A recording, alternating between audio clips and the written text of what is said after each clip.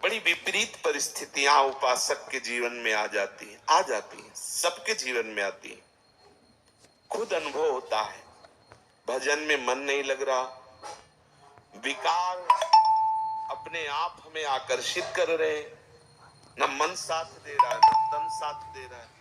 बाहर हम जिसको मित्र बनाना चाहते हैं कि कम से कम वही हमें सपोर्ट कर दे, वो हमें और गिराने की बात कर रहा है। क्या करें? बिल्कुल असहाय, असमर्थ ऐसी स्थिति आती, पक्का आती, हजारों बार जीवन में आती।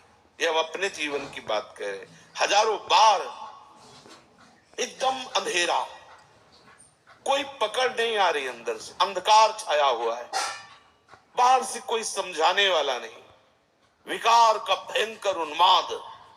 तब अब कहां जाऊं, किसके पास जाऊं? कोई सूत्र नहीं, कोई भजन में रुचि नहीं, एकदम एकदम ऐसी परिस्थितियां, या बाहर से एकदम प्रतिकूलता। देखो, बाहर की प्रतिकूलता झेलने की सामर्थ्य भगवत चिंतन में है। अंदर से चिंतन सरस चल रहा है तो बाहर से हम प्रतिकूलता सह जाएंगे। पर ऐसी स्थिति जब अंदर अंधकार छा गया, अंदर अंधकार मतलब ऐसा लग ही नहीं रहा कि हम भजन करते हैं। कोई नाम में रुचि नहीं, कोई शास्त्र में रुचि नहीं। वो कुछ क्षण के लिए ऐसी बात आई, शास्त्र में रुचि, कोई मतलब एक पता नहीं कैसी अंधकार में स्थिति, और बाहर सब प्रतिकूलता, विषयाकर्षण। अब उस समय केवल आश्रय काम करता है, केवल आश्रय। हो सकता है पुकार भी ना हो तो केवल आश्रय।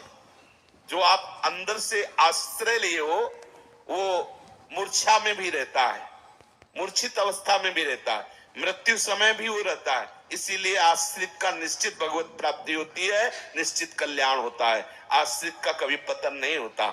इसीलिए बार बार सत्संग में रोज कहते हैं कि गोरे चरणारविंद का दृढ़ता पूर्वक आश्रय। जैसे हमारी मृत्यु का समय है, मन बुद्धि चित्त सब मूर्छावस्था को प्राप्त हो गए, कौन भजन कर रहा है? आश्रय उपस्थित है।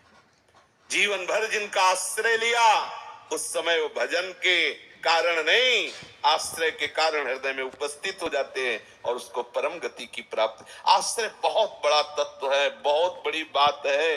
भजन और ये सब पीछे पहला आश्रय, बिगड़ी जन्म अनेक किया वही सुधरे आज, वही राम को पहले बात आश्रय, और फिर आगे की सब बात। पहला आश्रय, उस समय आश्रय काम करता है। हमने देखा है, कई बार देखा है। एक बार हितधाम में श्री जी की सेवा में थे, तो ऐसी प्रतिकूलता आती, कैसे बताएं, बड़ी विचित्र प्रतिकूलता आती है। हम जिनके सहारे, उन्हीं से प्रतिकूलता। जैसे मेघ की बात आई ना, उन्हीं से, ऐसा नहीं, हटो चलो, अब इधर हटो, अभी इधर हट गया, इधर भी हटा। अब वो जो सरस चिंतन हो, अब कैसे जिए? श्री जी के पात्र मार्जन किए थे श्रृंगार करने के लिए, स्नान कराने के लिए। तो श्री जी की तरफ, यही श्री जी इनकी तरफ देखा, बड़ी गुस्सा आई। रोज इत्र लगाओ, रोज भोग लगाओ, या दुर्दशा हो ही जा रही, और आप ना उधर से न, अरे कम से कम इतना तो चाहते ना कि जिनके हम सहारे हैं वो मुस्कुरा दे। इतना भी नहीं चाहना। अगर इतना चाहोगे तो गड़बड़ हो जाएगा। बड़ा विचित्र खेल है।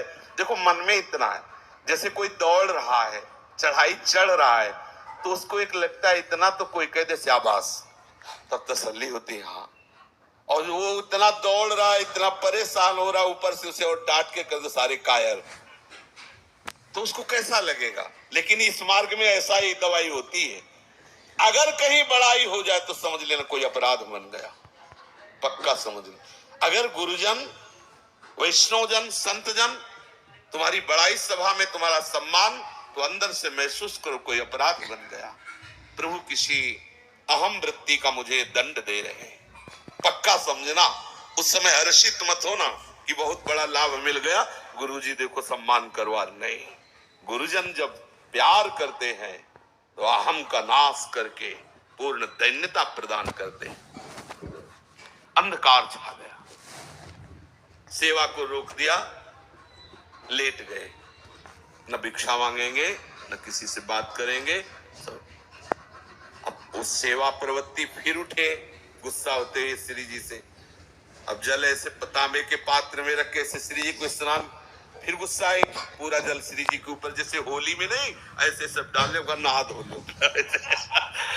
उस समय तो मतलब बिल्कुल तन्मयता है, क्योंकि उनके सिवा हमारा कोई है नहीं पूरा। कब तक इधर जिधर देखो उधर, जब जैसा मर्जी आया वैसा ऊपर चल रहा। नहीं करेंगे सेवा, न भोजन करेंगे न सेवा करेंगे। फिर लेट गए, ये दोबारा लेटे। 5 मिनट हुए थे, भक्तमाली जी 2 संतों को लेके आ गए। श्री हरिवंश आवाज आई तो थोड़ा उठे, देखा 3 संत उनके सहित। अब गुस्सा थोड़ी दिखानी पड़ेगी, और ऐसी चर्चा की कि रोते हुए सेवा शुरू हो गई। वो जो ही गए तो रोते हुए सेवा, एकदम आनंद, एकदम आनंद। सच्ची बताते हैं, आश्रय तत्व संभालता नहीं, ऐसी ऐसी परिस्थितियां आती हैं मानसिक और शारीरिक कि उपासक परेशान हो जाता है। ये माया बहुत विचित्र है।